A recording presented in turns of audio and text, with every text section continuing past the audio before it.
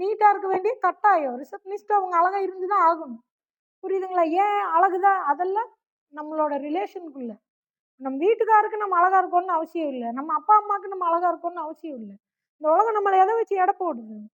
நம்ம அவுட்லுக் வச்சு. மனசு சுத்தமா இருந்தா போதும். மனசு நல்லா இருக்கணுங்கிறதெல்லாம் எதுல? ரிலேஷன்ஷிப். பஸ் ஸ்டாண்ட்ல நிக்கிறீங்க. ஒரு குடிகாரன் தண்ணி போட்டு அழுக்கா லுங்கியோட நின்றுருக்கிறான். இன்னொருத்தரு ஒரு ஸ்கூல் மாஸ்டரு நீட்டா ஃபேண்ட் ஷர்ட் அயர்ன் பண்ணி போட்டு நீட்டா இருக்காரு. நீங்க போறீங்க பஸ் ஏற போய் நிக்கிறீங்க. நீங்க யாரோ ஒருத்தர் பக்கத்துல நிக்க வேண்டியதுதான் சிச்சுவேஷனு. நீங்க யார்ட்ட போய் நிப்பீங்க? அந்த குடிகாரன் ரொம்ப நல்லவரு. ஏதோ அவரு மன சூழ்நிலையில சோகத்துல தண்ணி போட்டிருக்காரு. அன்னைக்குதான் வீட்ல சண்டை, அதனாலதான் தண்ணி போட்டிருக்காரு. புரியுதுங்களா? அந்த டிப் டாப்பா ஃபேண்ட் ஷர்ட்ட போட்டிருந்தவன் 1ஆம் நம்பர் சைக்கோ. புரியுதுங்களா? இது பார்த்தோன்னா நம்மளுக்கு தெரியுமா? பாவம் அவரு இன்னைக்குதான் ஏதோ காசுலாம் சேர்த்து வச்சு சரக்கு அடிச்சிருக்காரு. அண்ணே நீங்க நல்லவரு எனக்கு தெரியுமேன்னு போய் நிப்போமா? அவுட்லுக் தானே உன்னை தீர்மானிக்குது. இவன் இங்க தண்ணி போட்டுக்கிறான் கருமம்.